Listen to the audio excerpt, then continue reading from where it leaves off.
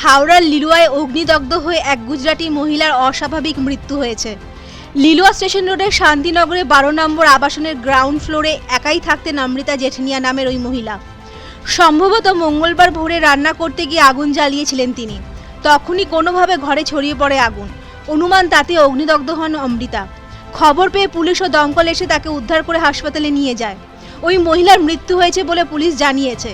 এই ঘটনা প্রসঙ্গে লিলুয়া শান্তিনগর কলোনির বাসিন্দা আকাশ সামন্ত বলেন, খবর পেয়ে ঘটনাস্থলে ছুটে এসে দেখি বাড়িতে আগুন ছড়িয়ে পড়েছে।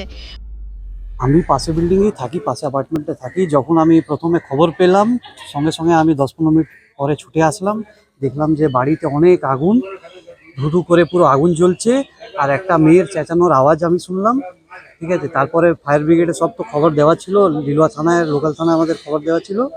আমাদের যত আশেপাশে যত লোক রেসিডেন্টস, আমরা সব আগুন নামার জন্য জল দিচ্ছি, বালি দিচ্ছি। তারপরে আমরা অনেকটা আগুন নিভিয়ে দিলাম।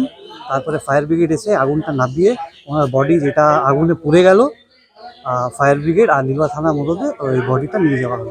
উনি কি একাই থাকতেন? উনি ওনার মা বাবার সঙ্গে আগে থাকতো, কিন্তু মা বাবা মারা যাওয়ার পরে উনি একটু মেন্টালি একটু ডিস্টার্ব হয়ে গেলেন।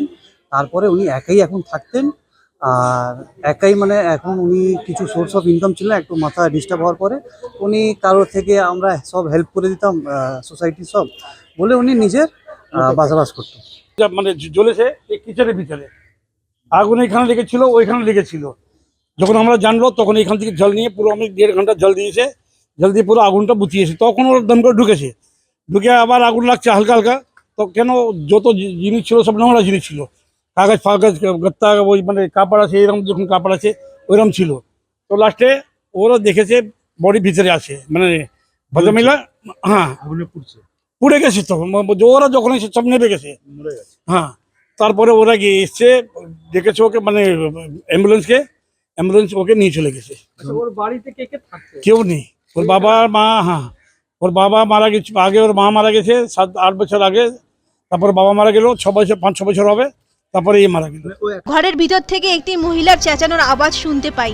দমকল এবং পুলিশকে খবর দেওয়া হয়। এর পাশাপাশি আমরা নিজেরাও জল বালতি নিয়ে আগুন নেভানোর চেষ্টা করছিলাম। এরপর দমকল কর্মীরা এসে আগুন নিভিয়ে মহিলার দেহ বার করে আনে। বাবা মা মারা যাওয়ার পর মানসিকভাবে অসুস্থ হয়ে পড়েছিলেন।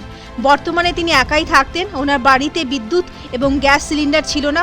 মনে হয় উনি প্লাস্টিক কাগজ দিয়ে রান্না করতেন, তা থেকে হয়তো আগুন লাগতে পারে। আনুমানিক ভোর 5টা নাগাদ আগুন লেগেছে। এখানে আগুন ছিল, তারপর আগুন নিয়ন্ত্রণে আসে। আরেক স্থানীয় বাসিন্দা অশোক বেরা বলেন, বাবা মা মারা যাবার পর মেয়েটি দীর্ঘদিন ধরে মানসিক রোগে ভুগছিলেন। রান্নাঘরে মহিলার গায়ে আগুন এলাকার মানুষ জানার পর আগুন নেভানোর চেষ্টা করে। আগুন নেভানোর পর ঘরের ভেতর দিয়ে দেখা যায় অগ্নিদগ্ধ অবস্থায় পড়ে আছেন ওই মহিলা। বাবা মারা যাওয়ার পর উনি একাই বাড়িতে থাকতেন। প্রায় 8 বছর আগে মা মারা যান, প্রায় 5 বছর আগে মারা যান তার বাবাও। হাওড়া থেকে সুমন আদকের রিপোর্ট, পূবের কলম।